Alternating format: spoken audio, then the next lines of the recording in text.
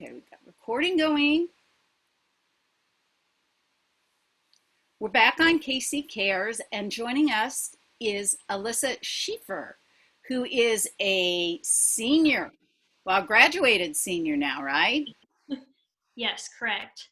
Who founded Painting for Positivity Foundation. And out of work that you were really already doing, tell us a little bit about your journey and what this has been. The Painting for Positivity Foundation started in June of 2018, so right before my junior year. And I had already been really passionate about art and children and just serving others. And that was just really something that was special to me. And at St. James, where I go to high school, um, we all the students are required a minimum of 30 hours of service per year. So I was already involved in volunteering, and all of my friends were also involved in volunteering. So with all of these different factors, I was really just looking for a way to just go above and beyond with something that interested me. So with some inspiration from a family friend who suggested starting a charity could be something that could be really beneficial to me, I decided to jump in with both feet. And I really started to brainstorm how I would be able to spread goodness with something that I was passionate about, which, like I mentioned, art and children are something that's really special to me. Um, so, uh, Given that St. James already had that service requirement, I knew that I was going to have a bunch of volunteers from St. James who would be willing to help me. So I started with some of my closest friends, and I just looked, I did all the research of how to start a charity, how I can, how we can serve, what we can do, and, you know, the volunteers who can be part of our program, everything like that. And so I just learned and trained myself on how I was able to apply that. So thus we started the Painting for Positivity Foundation, which is a nonprofit organization that spreads positivity through art, volunteering, and just the things that we're passionate about. So my junior year, we started with 6 volunteers, including myself. So a pretty small group of people. And we go to Ronald McDonald House and Children's Mercy, make cards for kids in the hospital, different ways that we could apply art to just spread goodness to others, even if it was just in little ways like that. And my senior year, we grew to 43 volunteers who were part of the Painting for Positivity group.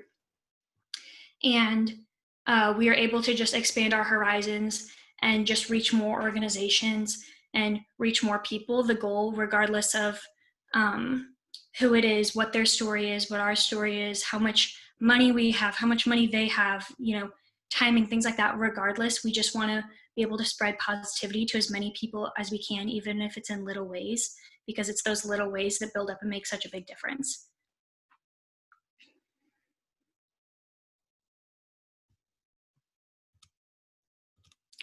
Sorry, I think you're on mute. There you go. Give me an example of going out, what it's like when you go to a Ronald McDonald House. Walk us through that. Yeah, so obviously all the events, because we go to such a variety of places, they're going to be different. But generally, so like a Ronald McDonald House is going to look like we'll plan. So part of my Painting for Positivity goal is not only to spread positivity to others, but build leaders within the Painting for Positivity community, teach them how to work with something they're passionate about, teach them how to take something and take an idea and put that to good use. So that's part of my personal goal as well. So I have a senior leadership team within that 43 people, and then and we all work together in that way. So I basically will assign I'll assign separate people for different tasks, and I'll say, okay, you're in charge of this Ronald McDonald House we'll go every second Tuesday of the month. And I'll say, okay, this Tuesday is going to be your Tuesday to plan. You can pick a buddy if you want. And they'll pick a theme, they'll get all the supplies, they can decide if they want to ask for donations for supplies, if they want to raise the money for it. And of course I walk them through that process, and it's all about learning, as we go. And they'll work with that craft event, and they get to design it. So then we go to Ronald McDonald House. We have a time slot of when we're able to use their space and everything like that. And we will spread the word across the Ronald McDonald House houses that we've got a craft event going on. We invite those families to come, join us for snacks and movies and crafts and all that stuff. So then pretty much our job from then is to hang out with them, teach them how to do some crafts, interact with them, talk to them, just, spread positivity in that way of just, hearing their story, telling them about what we do, or just like somebody to be there with them, or whether it be that, or just like giving the parents a night off for a few hours, because obviously parents in the Ronald McDonald House are going through a lot as well as the kids. So we just try to take, even just in little ways, the stress off of those situations. And so we'll do similar routines for, if we go to Children's Mercy, that we have like a Children's Mercy little like family area that we'll go to, and we can invite those families who are able to do the same thing, give the parents a few hours if they can of, just to relax a little bit, while we can just do crafts with the kids and talk to them and all that kind of stuff. I'm amazed. Here you are, a high school student, well, a high school graduate now, that you pulled all this together. Thank you. How did you do this? It's not easy to start a nonprofit, let alone then bring volunteers in and resources. Yeah, absolutely. Did you have mentors? I did have mentors with, I'm so lucky because my parents were so supportive of me and they've never held me back. With that being said, lots of it, I came to quickly realize that if I don't put in 100%, people aren't going to do people aren't going to volunteer if I'm not planning the events, and if I'm not spreading the word, and if I'm not inspiring other people, really nothing happens. So, but I found that, like you mentioned, it's kind of like, wow, I started a charity in high school, and that's a really cool thing. And obviously there's a lot of work that goes into it. But when it comes to how did I do it, it's really not it seems like this huge overbearing, huge responsibility, as it is, but it doesn't feel like an overbearing responsibility because it's something that I truly love. And it's something that really genuinely fills my heart. And even though, of course, I have days where I'm just tired and I'm burned out, or, I'm struggling with one thing or another in relation to it, all of it I know is always for the greater good. And it's just something that is really important to me. Now, if it were something that I just kind of, had an interest in, it would be really hard to do it for a long period of time, especially when it's not like a job that I get, money in my pocket or anything like that. But it completely outweighs it when it's something that's so special to me. And I know that can affect other people in such a genuine good way. Do you go out and fundraise to help underwrite the cost of getting materials to take with you? Yes. So we've done multiple school bake sales and just little things like that. And we've had at Wolf Creek Art Studio, which is where I work, and that's kind of where that's where my art and children journey began. So it's got such a special place in my heart. But we've had where they have birthday parties, and you know how some birthday parties will have instead of bringing gifts, bring donations. It was like a painting for positivity donation birthday party. So they brought a bunch of art supplies that we were able to divide up between art supplies to use in our craft workshops and use for our supplies, things like that, and then craft kits to give to Ronald McDonald House and things like that. So we have a pretty good system for donations and, everything like that. And we've been able to, apply that. And the good thing is craft donations aren't too crazy complicated or anything. And then with lots of different materials, for example, if I get, a big pack of markers, I can use that big pack of markers for every single like event we do, because obviously I'll use a lot of markers. So we're pretty set with like wagering that and everything. We've been living in this new world, which has impacted you in numerous Mhm. ways with the COVID pandemic, Mhm. affected your school, affected graduation. Yeah. How has it impacted painting for positivity and what you've been able to do? And do you have plans as we come out here?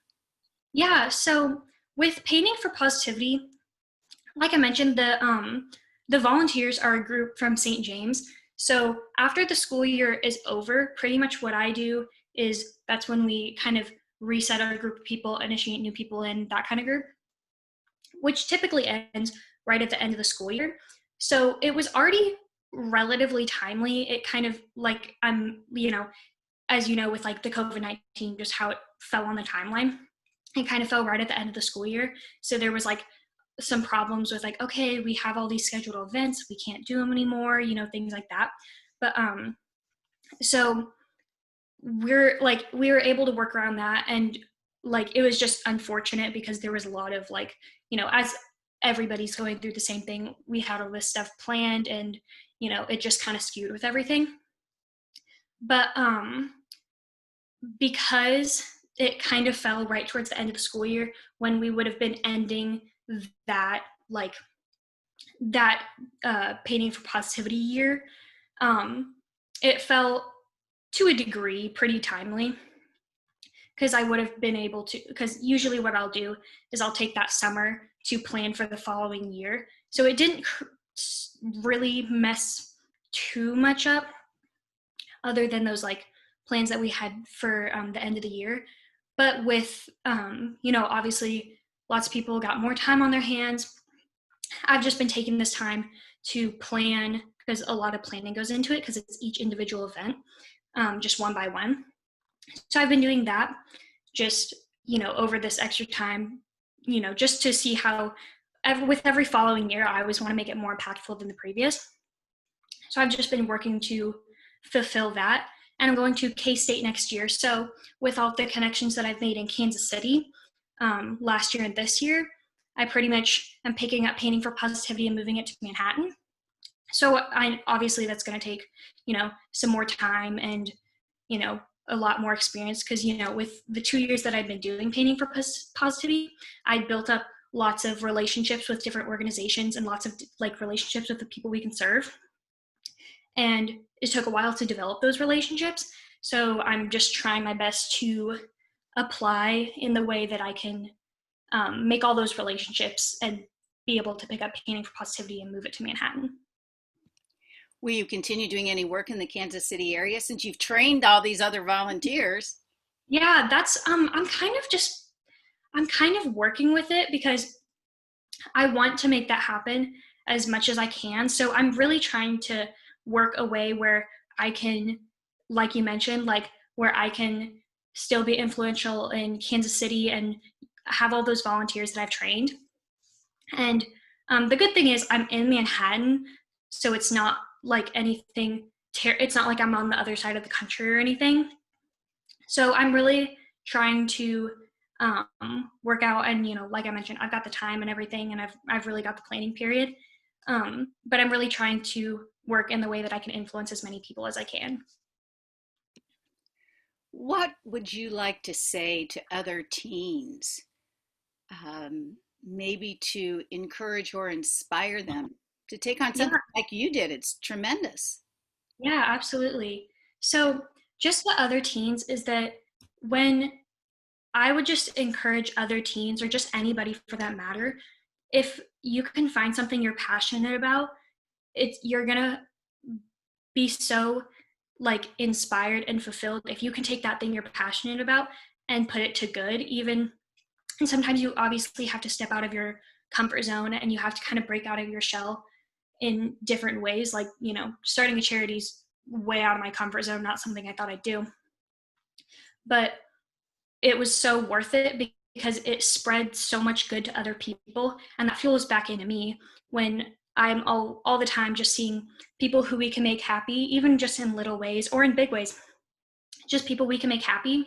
And just kind of sacrificing a Tuesday at Ronald McDonald House, or just sacrificing, when you'd have that time after school to hang out, or just, between classes, you're planning an event, just things like that, all of the work that goes into it. But I found something that I already loved, the art and children realm, and it was just perfectly inspiring and perfectly fulfilling that I was able to put it to good and use that thing that I was passionate about to serve other people. Well, it's Painting for Positivity, and it's paintingforpositivity.org. People can find out all about what you all have been doing, and I hope you'll post your future plans there as Mm-hmm. well. And there's some great photos, and I assume the paintings there are yours. Yes. So people can see some really phenomenal art, and we'll share some of that as well. Thank you for what you're doing. You're such an inspiration. Congratulations, you won a scholarship, a kindness Oh, award thank you. through the Faith Always Wins Foundation. So kudos to you, and we'll look forward to seeing and hearing what you do at K-State. Thank you so much.